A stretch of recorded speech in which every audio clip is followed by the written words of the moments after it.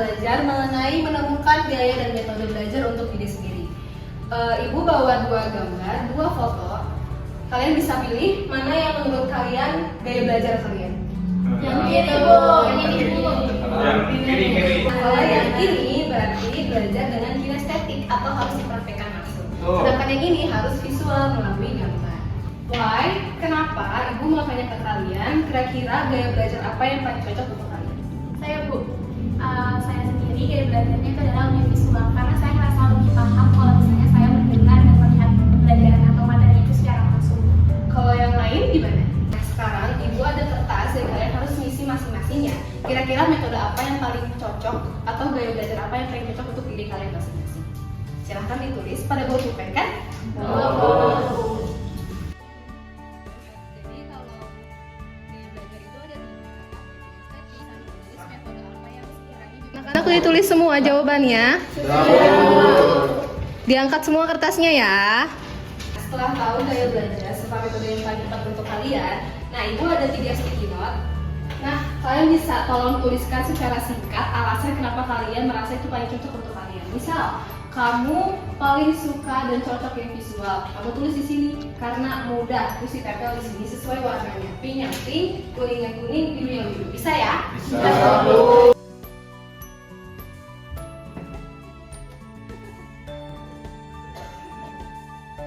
Kalian tahu gaya belajar serta metode yang paling cocok untuk kalian, ibu mau bagi kertas berwarna random aja. Kalau dapat kertas berwarna kalian masing-masing, di sini ada caranya. Biru itu ide, hitam itu fakta, kuning itu manfaat. Nah, yang dapat biru harus menjelaskan dan memaparkan kira-kira kalian punya ide apa untuk gaya belajar agar efektif untuk diri kalian sendiri. Kalau yang hitam berarti kalian harus memberikan faktanya. Sedangkan yang kuning harus memberikan manfaat dari gaya belajar. Kayak Bu, kalau buat saya sendiri, saya tuh suka menonton film. Jadi dari film itu kita bisa mengidentifikasi masalah dan juga banyak mengambil manfaat dari film-film tersebut. Manfaat audio visual sendiri, kita bisa menjadi lebih paham dengan melihat sekaligus mendengarkan.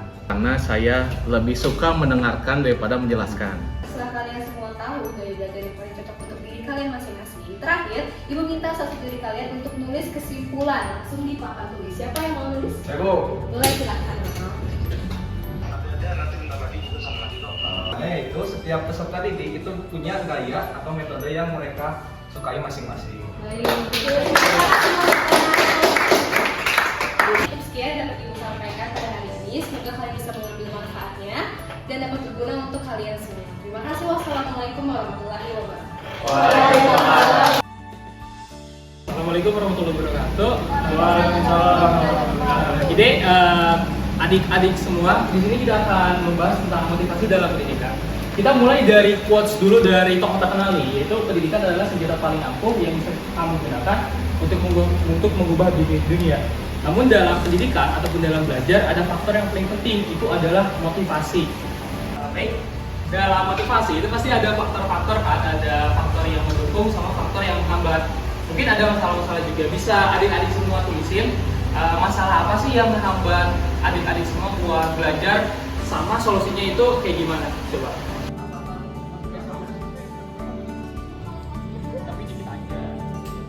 Semua kan udah nulisnya tuh masalah sama solusi.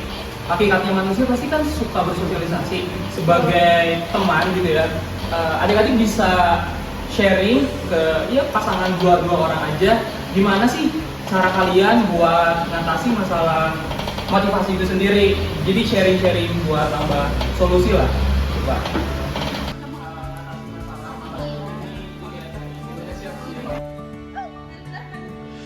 Adik-adik udah sharing kan sama temennya terkait masalah motivasi itu sendiri. Tadi kan udah dikasih kertas nih, coba balikin kertasnya, terus bikin kata konsep. Di tengahnya itu tulisan aja faktor motivasi, di kirinya itu faktor internal, kanannya itu faktor eksternal. Internal tuh kayak males, mager. Kalau eksternal tuh kayak misalkan dihasut teman buat jajan, nongkrong, ngopi, nah gitu. Para adik-adik semua nih, yang paling berani dan yang paling pede buat nunjukin hasil mind mapnya siapa, sama dijelasin coba. Saya Pak. Oke, Ronald, coba Ronald, jelasin tuh Ronald. Saya Pak, faktor motivasi internal saya biasanya saya malas sama ngantuk. buat refleksi adik-adik semua. Ada yang berani gak di sini buat sharing nih ke temennya di depan tips adik-adik semua buat teman-teman agar bisa menjaga motivasi. Saya Pak, untuk diri saya sendiri, ketika motivasi belajar saya menurun, tentunya kembali mengingat pada tujuan awal saya sehingga itu bisa meningkatkan motivasi saya untuk berkembang lebih jauh lagi. Terima kasih. Baik adik-adik semua, sekian untuk pematerian hari ini. Ingat kembali apa yang kami katakan, yaitu selalu ingat tujuan awal untuk kita belajar. Terima kasih. Selamat pagi anak-anak. Sebelum memulai pembelajaran, saya ingin salah satu di sini untuk memulai doa. Fadril boleh dipimpin? Sebelum kita melaksanakan pembelajaran, alangkah baiknya kita berdoa menurut kepercayaannya masing-masing. Saudara dimulai. Berdoa. Saya ingin kalian yang ada di sini untuk menebak apa sih kata yang kurang. Pemimpin bukan Pak? Nah betul. Pemimpin. Nah jadi udah ditemu ini pemimpin. Ada yang penasaran nggak? Kenapa saya bawa ini? Kira-kira apa? Anggap saja ini tuh sebagai tongkat Soekarno.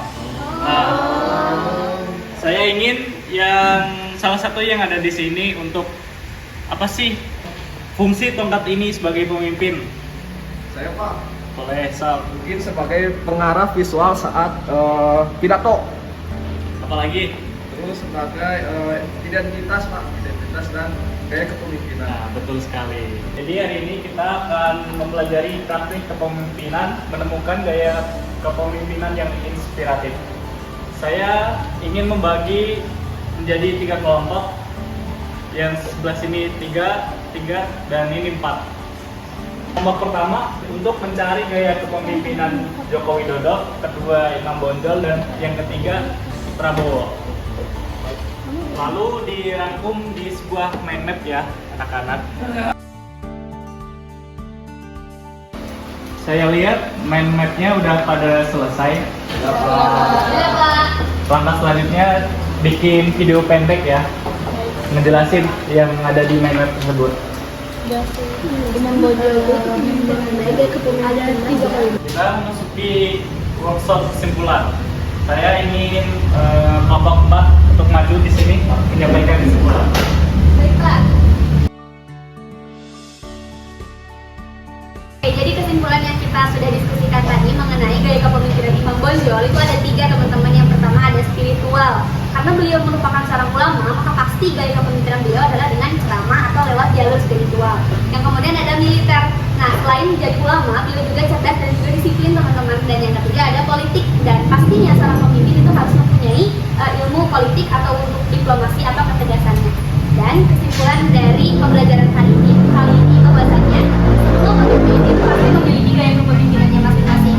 Entah itu yang baiknya atau ada sisi. Pertemuan pada hari ini semoga bermanfaat dan bisa menerapkan praktik kepemimpinan yang inspiratif dari materi tadi. Assalamualaikum warahmatullahi wabarakatuh. Baik, assalamualaikum warahmatullahi wabarakatuh. Selamat pagi anak-anak semuanya. Nah, dalam mata pelajaran strategi pembelajaran kali ini kita akan membahas mengenai menemukan pola interaksi guru dan siswa yang efektif. Nah, kalian yang sebagai murid pernah nggak sih kalian merasa bosan dan akhirnya itu membuat motivasi kalian itu menjadi menurun gitu, semangat belajar kalian itu jadi nggak ada ketika interaksi antara guru dan siswanya itu membosankan atau bahkan mungkin menegangkan atau mungkin tidak membuat kalian bersemangat dan tidak mendapatkan ilmu dari pembelajaran. Pernah nggak merasa kayak gitu? Pernah. Ibu pengen nanya sama kalian, di antara kalian kenapa atau bagaimana peran seorang guru dalam membantu siswanya dalam belajar? Ada yang mau menjawab? Saya Bu, Silakan Alfi. satu sebagai fasilitator, tetapi perannya di sini tuh bukan hanya sebagai transfer pengetahuan saja, tetapi harus mampu untuk meningkatkan motivasi belajar siswa sehingga siswa itu tidak merasa tertekan dan juga semakin senang ketika mereka tuh akan belajar gitu. Betul, bagus sekali Alfi. Betul teman-teman. Jadi peran seorang guru itu bukan hanya sebagai fasilitator di dalam kelas aja, tapi gimana caranya? Kalian pernah dengar gak mau di Ayunda dan Najwa Shihab itu mereka merasakan senang ketika mereka ujian dan mereka merasa santai dan have fun gitu untuk ketika mereka belajar. Nah, itu tuh merupakan salah satu penyebab bahwa mereka tuh telah menemukan motivasi, dan itu juga merupakan tugas dari atau peran seorang guru untuk membentuk atau membangun motivasi siswanya dalam belajar. Nah, berikut juga ada beberapa pola dalam interaksi guru dan siswa yang efektif atau tidaknya ini disesuaikan dengan kondisinya, tapi nanti kita akan tentukan mana yang paling efektif di antara 6 pola ini. Yang pertama ada pola demokratis, itu adalah interaksi dua arah antara guru dengan siswa. Nah, kalau misalnya pola liberal, itu siswa memiliki kebebasan yang penuh atas kelasnya sendiri. Jadi guru itu hanya diam, menyaksikan atau mengkondisikan kelas itu supaya tetap terarah. Nah, sedangkan pola feodal itu interaksi atau kuasa kelas itu ada di tangan guru, teman-teman. Kalau misalnya pola TSS itu adalah pola teacher student. Jadi kayak tadi ibu bertanya kepada Alpi, nah nanti Alpi tuh bisa bertanya kepada teman-teman yang lainnya. Kalau misalnya pola kerja kelompok atau ini dulu pola SS atau student atau berpasangan. Nah itu mereka tuh saling berpasangan kayak misalnya Hanung dengan Nabila, Aufa dengan Nova dan lain sebagainya. Nah kalau misalnya pola kerja kelompok itu dalam ruang lingkup yang lebih besar lagi, seperti itu. Nah sekarang teman-teman, ibu akan bagikan kertas sticky notes. Kalian tinggal tulis checklist aja. Nanti kalian tempel di mana pola yang kalian merasa enjoy saat belajar. Yang tadi ibu udah jelasin dari pola 1 sampai pola 6. Sekarang kalian tinggal tulis checklist lalu tambahkan di depan, oke? Oke.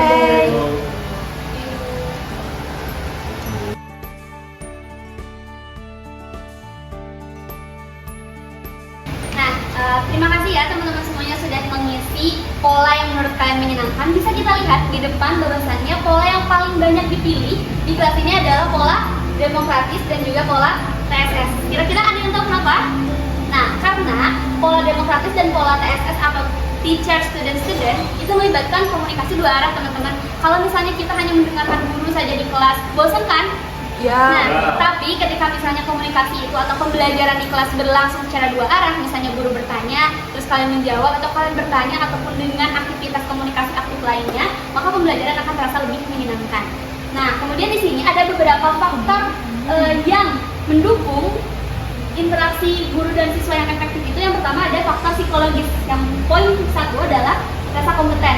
Ketika misalnya kita merasa mampu, pasti kita akan lebih menyenangkan nggak sih belajarnya. Contoh, kalau misalnya kita belajar matematika, terus kita ngerasa susah matematika mah, pasti yang tertanam dalam mindset itu adalah matematika itu susah. Nah, padahal ketika kita memiliki rasa mampu untuk mengerjakan materi tersebut, maka kita akan lebih lebih enjoy lagi gitu belajarnya, lebih mudah lagi. Nah, kemudian ada motivasi intrinsik. Tadi juga udah disebutkan sama Alfi dan juga ibu tadi udah mention bahwasannya motivasi itu penting dalam pembelajaran. Kemudian ada meaningful learning. Kita tuh perlu teman-teman untuk memaknai semua pembelajaran yang kita telah lalui di kelas.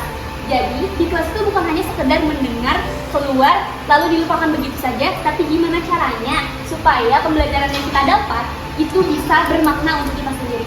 Nah, kemudian adalah growth mindset. Pasti penting banget gak sih untuk memiliki pemikiran yang terbuka dalam pembelajaran.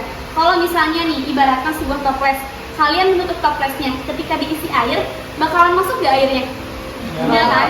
Nah, tapi ketika kita memiliki pikiran yang terbuka untuk menerima semua ilmu pengetahuan yang ada, maka ilmu-ilmu yang kita dapatkan atau kita dengar akan lebih berguna, akan lebih bermanfaat lagi untuk kita. Yang kemudian ada faktor lingkungan belajar.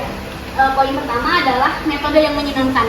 Pastilah kalian sudah paham betul metode apa yang cocok untuk diri kalian sendiri, metode apa yang paling menyenangkan untuk kalian lakukan ketika proses pembelajaran.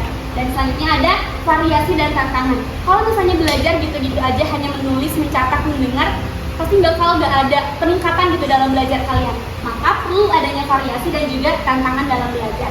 Dan poin terakhir, faktor terakhir yaitu adalah penghargaan dan apresiasi. Ketika misal guru bertanya kepada kalian, terus kalian menjawab dan kemudian diapresiasi oleh guru, apa yang kalian rasakan? Senang kan? Dan kalian merasa bahwa oh ternyata apa yang aku pikirkan selama itu bener loh. Tapi ketika misalnya kalian mengeluarkan pendapat kalian, terus gurunya tuh tidak memberikan apresiasi ataupun misalnya penghargaan, maka pasti akan tumbuh rasa ketidakpercayaan dalam diri kita, sehingga kita akan takut untuk mengeluarkan pendapat kita. Oke, sebagai penutup aktivitas terakhir, ibu ingin bertanya, kira-kira ada gak sih di antara kalian yang merasa punya pengalaman berkesan selama proses pembelajaran? Ya, Silakan Alfa. jadi saya itu dari SD suka matematika. Sampai SMP juga suka karena apalagi waktu SMP itu gurunya menjelaskan dengan sangat simpel dan mudah dipahami gitu.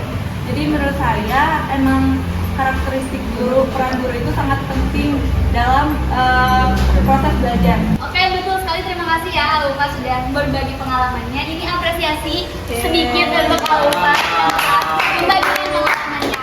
Oke, untuk aktivitas pembelajaran kita hari ini cukupkan sekian. Terima kasih untuk perhatiannya. Wassalamualaikum warahmatullahi wabarakatuh. Waalaikumsalam. Assalamualaikum warahmatullahi wabarakatuh. Selamat pagi anak-anak. Pagi Apa kabarnya hari ini? Nah, kali ini kita bakal membahas pembelajaran efektif di era digital.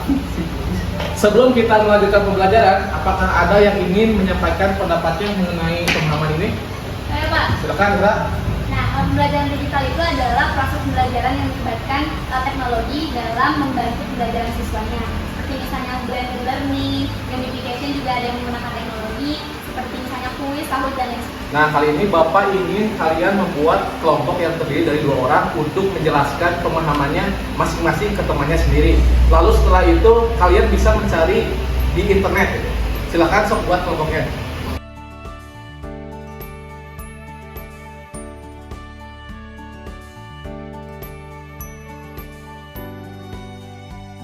Gimana anak-anak setelah mencari informasi di internet, sudah paham kira-kira?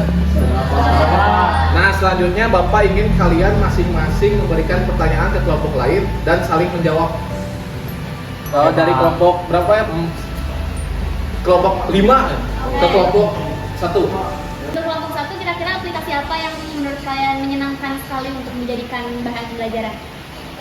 Menurut kelompok 1 ada Kahoot yang menarik. Setelah kita melaksanakan pembelajaran tadi, saya ingin salah satu dari kalian menjelaskan kesimpulan dari awal. Silakan, siapa yang mau angkat tangan? Saya Pak. Nova, silakan. Jadi pembelajaran efektif di era digital itu melibatkan penggunaan teknologi untuk meningkatkan pengalaman belajar siswa. Jadi contohnya itu ada blended learning dan lain-lain. Dan ada contoh aplikasi yang menyenangkan untuk belajar juga, yaitu Kahoot. Begitulah penjelasan mengenai pembelajaran efektif di era digital. Mohon maaf ya jika Bapak kurang dalam menjelaskan. Sekian dari Bapak, terima kasih. Terima kasih Pak. Assalamualaikum warahmatullahi wabarakatuh. Waalaikumsalam warahmatullahi wabarakatuh. Selamat siang semuanya. Dari sini, Ibu akan mengajarkan materi tentang merancang kurikulum inovatif sebagai pendekatan baru. Nah, sebelumnya Ibu mau kasih link video untuk kalian tonton dan kalian buat kesimpulan dari video itu ya. Ibu share di grup.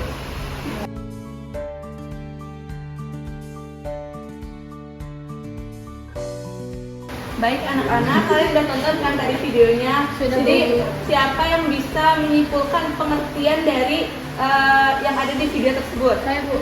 Boleh, Bapak. Jadi kurikulum inovatif itu adalah pembelajaran yang dirancang secara kreatif untuk memenuhi kebutuhan peserta didik di era modern.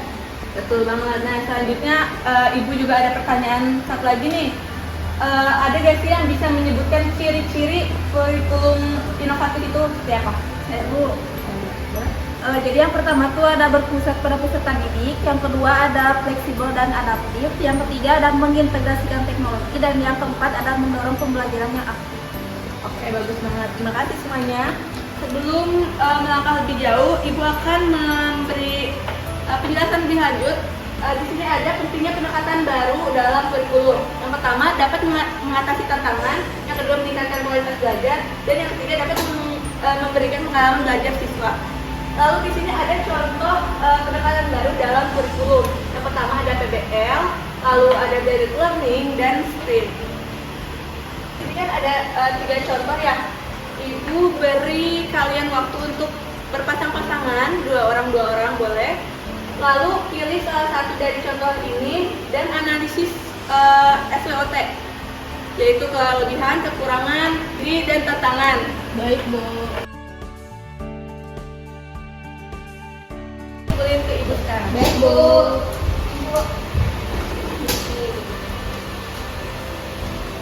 Bagus ya.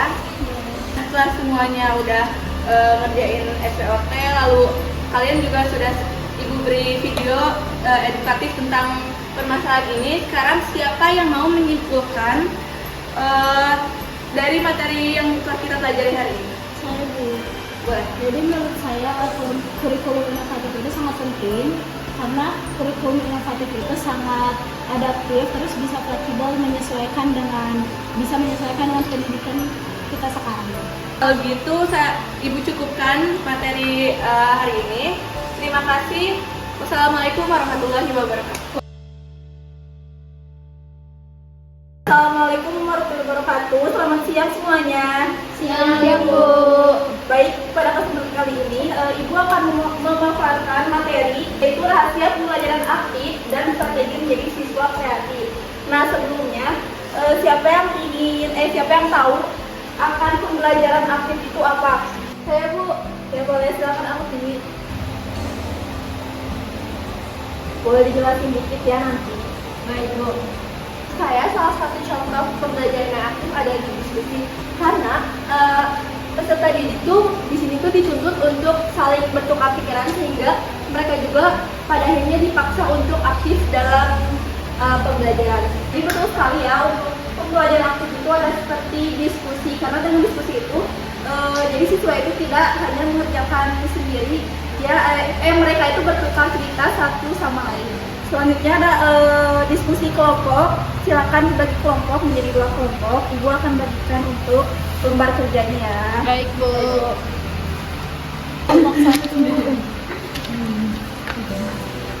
Nah, baik, kertas yang sudah saya beri sekarang cari kata kunci yang kalian dapetin, yang kata kunci dari pembelajaran aktif. Silakan dicari ya.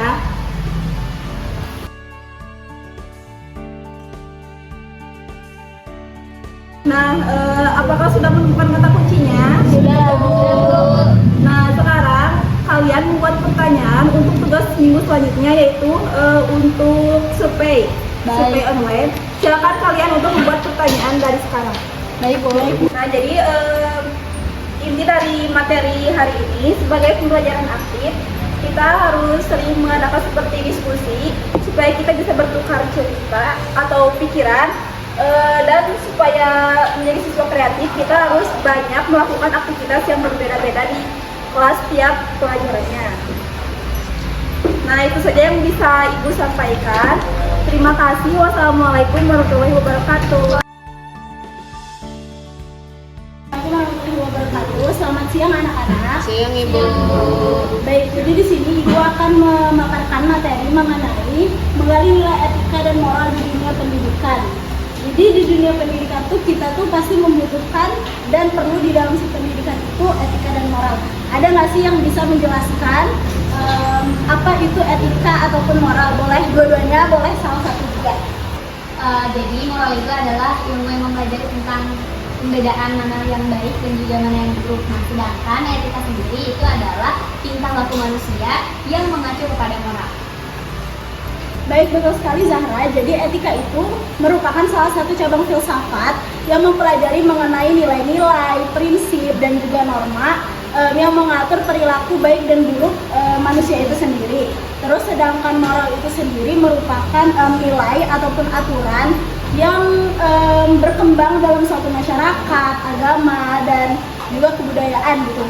Asal usulnya dari mana sih bisa kita tuh dapat standar dari si etika dan juga moral? Kalau etika itu sendiri, kita bisa dapat dari pemikiran kita sendiri, dari pemikiran rasional kita, filosofis, dan juga logis kita. Sedangkan kalau moral itu sendiri, bisa kita dapat dari suatu tradisi, kebudayaan, ataupun suatu agama. Di sini akan membagi menjadi 2 kelompok, ada kelompok kanan dan juga kelompok kiri. Kalian menjelaskan mengenai kaitannya etika dan juga moral di dunia pendidikan. Boleh diskusi sekarang. Baik. Siapa yang mau menjelaskan? Saya, Bu. Jadi kaitan antara etika dan moral dalam dunia pendidikan itu sangat penting, dan kaitannya itu adalah etika dan moral ada untuk membatasi siswa agar tidak terlalu keluar dari jalurnya. Bayangkan jika misalnya sebuah institusi pendidikan tanpa etika dan moral, maka pasti akan berantakan. Ya, betul sekali. Baik, kelompok laki-laki silakan. Bu, jadi kaitannya pendidikan, etika dan moral itu mempunyai sama tujuannya, yaitu mengembangkan potensi individu dan juga mengembangkan pribadi individu menjadi lebih baik agar berguna di dunia masyarakat. Betul sekali, jadi kayak tadi etika dan moral di dunia pendidikan itu sangat penting dan sangat saling berkaitan gitu. Untuk bisa membentuk karakter siswa, juga bisa membuat lingkungan dalam pembelajaran atau dalam pendidikan itu sendiri menjadi lingkungan yang sehat. Bayangin kalau misalnya dalam suatu pendidikan itu tidak menggunakan etika dan juga moral gitu, maka berantakan banget. Jadi sekarang di sini Ibu akan membagikan 2 keywords studi kasus gitu. Jadi di sini kalian akan menjelaskan dari kasusnya tersebut di dalam dunia pendidikan itu seperti apa, terus solusi dari kasus ini itu seperti apa. Baik Bu. Silakan diskusi.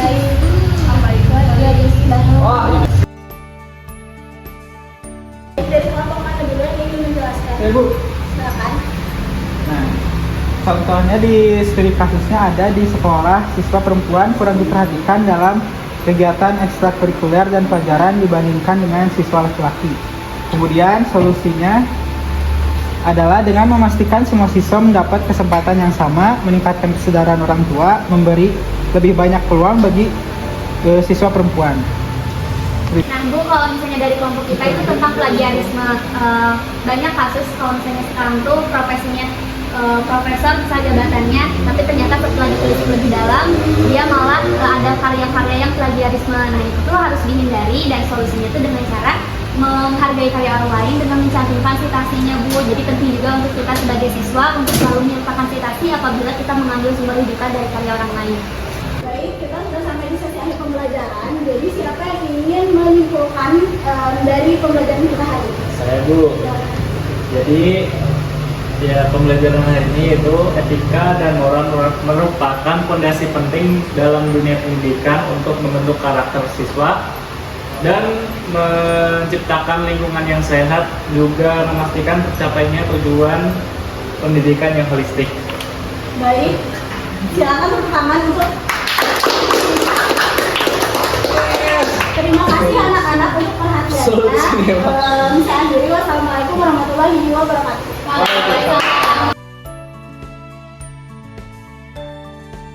Assalamualaikum warahmatullahi wabarakatuh. Waalaikumsalam. Di sini Ibu akan menjelaskan tentang membentuk tim secara efektif. Nah sebelumnya di sini Ibu akan mengetes kalian dulu dengan mengisi Kahoot yang akan Ibu bagikan di grup.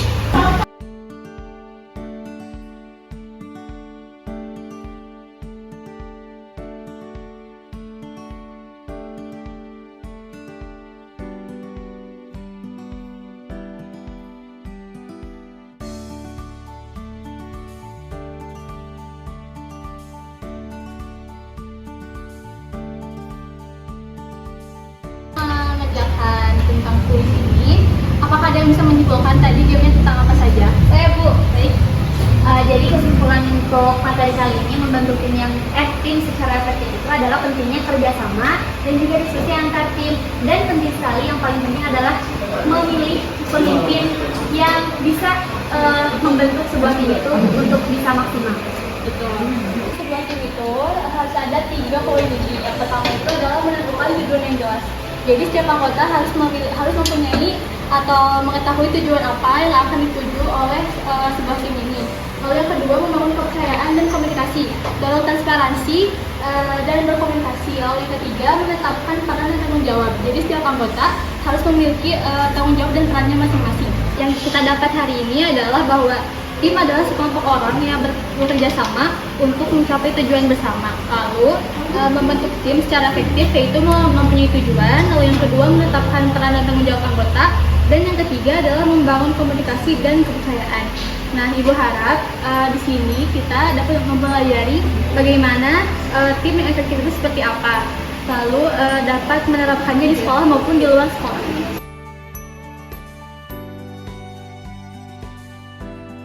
Selamat siang, assalamualaikum warahmatullahi wabarakatuh. Waalaikumsalam warahmatullahi wabarakatuh. Jadi pada kesempatan kali ini saya akan memaparkan strategi cerdas integrasi teknologi pada abad ke-21. Nah, di sini saya ada gambar ilusi mengenai teknologi yang berkembang di abad ke-21. Nah, di era globalisasi ini, banyak sekali teknologi yang mulai masuk ke dalam pembelajaran.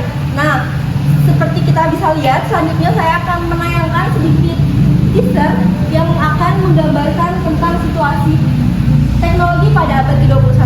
Dari gambar ilustrasi tersebut, kita bisa melihat teasernya. Ini cuplikan video sebentar.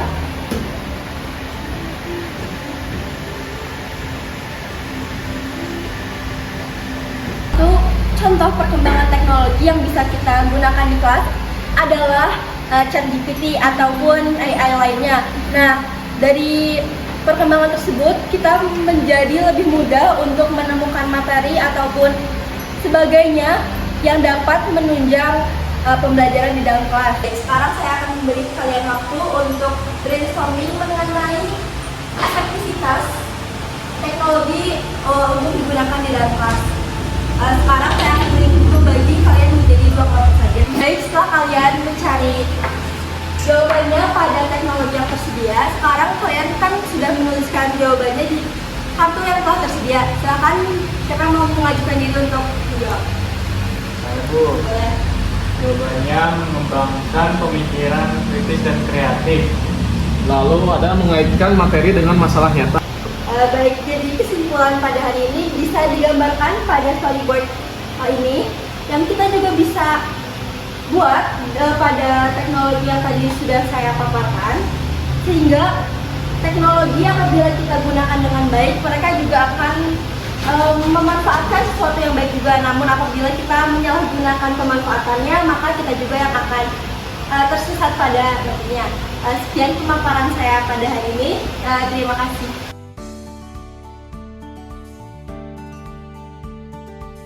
Selamat siang semuanya. Baik. Di sini Bapak akan membahas tentang strategi mengukur perkembangan siswa dengan efektif. Nah, sebelumnya di sini kan kita sebagai anak-anak sebagai calon pendidik tentu harus tahu seberapa pentingnya itu mengukur perkembangan siswa. Nah, di sini Bapak akan memberikan sebuah studi kasus di mana ada satu guru yang mengajar yang mengukur perkembangan siswa dan yang tidak.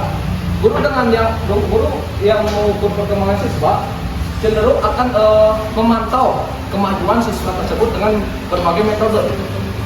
Sebaliknya dengan guru yang tidak mengukur perkembangan siswa, dia akan mengajar tanpa mengetahui pemahaman peserta didiknya itu sudah sampai mana. Jadi di sini Bapak akan membagi 2 kelompok, karena di sini ada 4 orang, kita 2-2. Setiap kelompok itu mencari tahu apa sih tantangan sama kendala yang dialami pengajar dalam mengukur perkembangan siswa. Silakan saling berdiskusi. Oh, jadi maksudnya gitu. Oke, anak-anak semua udah dapat tantangannya? Sudah, Pak. Oke, sekarang kita buka media digital kalian. Semuanya bawa HP sama laptop kan? Kalian boleh searching ke internet, cari jurnal atau artikel untuk solusi untuk tantangan yang kalian sudah cari. Baik, silakan.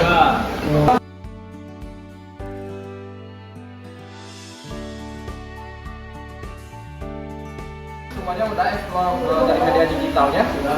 Sudah. Oke, langkah selanjutnya kedua kelompok saling berdiskusi untuk menentukan atau merundingkan metode apa sih yang paling efektif untuk solusi dari tantangan yang sudah kalian bikin. Karena tujuan dari pembelajaran ini adalah untuk mencari salah satu solusi yang paling efektif untuk bekal kalian nanti dalam mengukur perkembangan siswa. Baik, silakan semuanya berunding ya.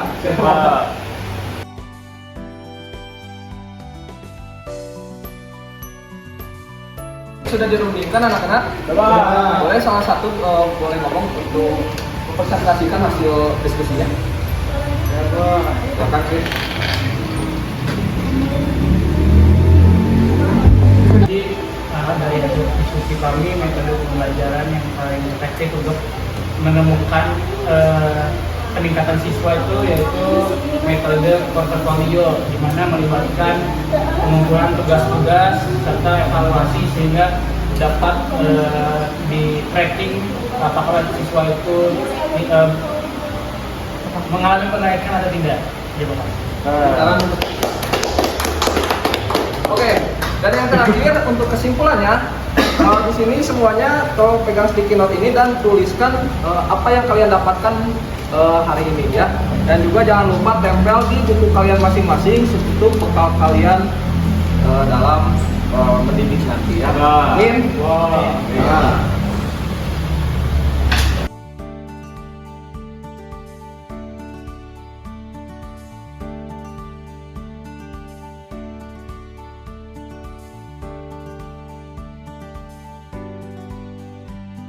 Bisa Bapak berikan, semoga materi ini bisa bermanfaat buat kalian ya. Amin. Selamat siang semuanya.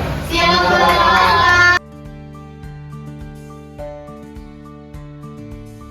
Assalamualaikum warahmatullahi wabarakatuh. Waalaikumsalam warahmatullahi wabarakatuh. Kali ini Bapak akan menyampaikan tentang materi meraih masa depan dengan mengembangkan potensi diri. Sebelum masuk ke materi, Bapak ada video tentang mengasah potensi diri, bisa dilihat di sini. Baik, setelah menonton video tadi, coba sebutkan potensi diri kalian. Pak, Boleh, Pak Jedil. kalau saya suka membaca, jadi ya mungkin potensi saya menjadi pembaca yang handal. Baik, Rono. Boleh. Karena saya mahasiswa pendidikan bisnis, Pak, tentunya saya punya potensi diri di bisnis, Pak. Ya, Bapak di sini punya sticky note, tolong dituliskan kelemahan dan kelebihan dari potensi diri kalian. Bapak,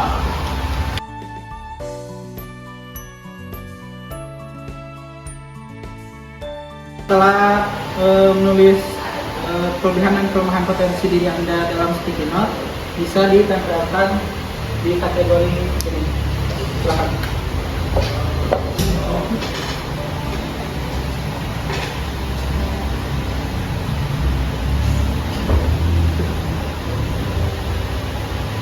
Setelah kalian menempelkan di sini, Bapak ingin bertanya, bagaimana kelebihan kalian dapat mengatasi kekurangan yang kalian miliki? Saya, Pak. Kalian miliki. yaitu dengan memperbanyak latihannya. Jadi jika kita memperbanyak latihannya, kita akan terbiasa untuk menanggulangi kelemahan tersebut. Begitu. Tepuk tangan untuk Pak Jedil. Dari pelajaran yang Bapak tadi sampaikan, apa pelajaran yang bisa diambil dari pelajaran yang tadi? Jadi saya belajar, Pak, bahwasannya kalau kelemahan yang kita miliki itu bisa kita atasi dengan memanfaatkan kelebihan yang kita miliki. Baik, terima kasih Rona atas jawabannya, bagus sekali. Tepuk tangan. Baik, sekian pelajaran dari Bapak. Assalamualaikum warahmatullahi wabarakatuh. Selamat siang anak-anak guru semuanya. Siang, Pak. Gimana kabar kalian? Baik. Baik, Pak. Sudah masih pada semangat? Semangat. Bagus. Jadi hari ini ada yang tahu kita belajar apa? Apa, Pak? Jadi hari ini kita akan belajar media interaktif, solusi digital, dan pendekatan paling efektif di era 21. Sebelum itu saya ingin tanya ke kalian semua, apa bedanya dari kedua gambar ini? Jika ada yang tahu, ya langsung tunjukkan. Apa kamu? Kalau yang Apa sebelah kanan itu masih menggunakan media yang tradisional, Pak. Ya betul. Ada lagi. Kalau yang kiri itu udah pakai teknologi terbaru, Pak. Oh iya, bagus. Jadi yang kalian katakan semua itu benar ya. Jadi yang kiri ini menunjukkan pembelajaran konvensional, dan yang kanan ini interaktif ya. Oke, jadi berhubung kalian sudah tahu mana perbedaan dari kedua ini, Bapak mau kalian menjawab pertanyaan-pertanyaan yang nanti akan Bapak kirim ke link grup kelas ya. Jadi kalian pertanyaan hanya sedikit, cuma 5 saja, dan kalian bisa jawab dari sekarang. Baik, Pak.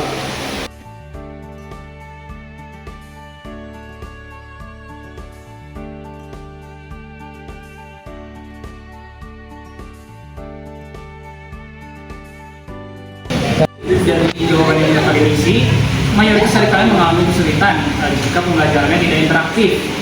Nah, jadi ini ada data dari soal yang udah kalian isi. Pertama, mayoritas iya, kalian mengalami kesulitan.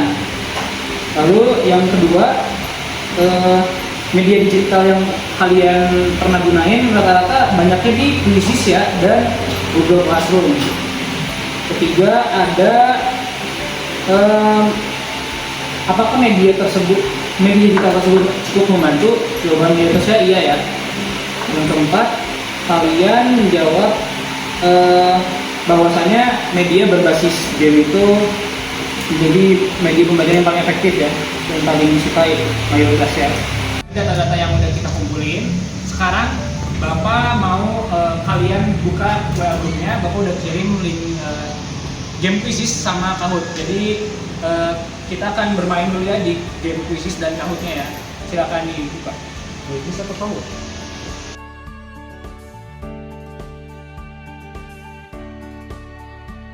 Gimana tadi gamenya? Seru nggak? Seru, Pak. Nah, jadi game tadi itu dapat membantu pembelajaran ya terutama di era 21 ini.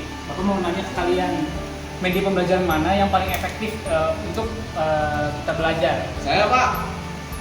Nah, kalau dari saya itu Kahoot, Pak, karena itu tidak hanya membuat kita belajar, tapi kan kita sekalian bermain game biar tidak bosan gitu, Pak, dalam belajar tersebut. Ya, bagus Fadil. Lalu, apakah media pembelajaran interaktif ini dapat membantu pembelajaran menjadi efektif dan efisien? Menurut kalian bagaimana? Saya Pak, menurut saya setuju dengan Fadil ya Pak. Dengan media pembelajaran Kahoot ini pasti bisa membantu banyak tenaga pendidik untuk proses pembelajaran, terutama di era sekarang yang sudah menggunakan teknologi yang lebih canggih Pak. Bagus. Oke, sebelum pembelajaran hari ini Bapak cukupkan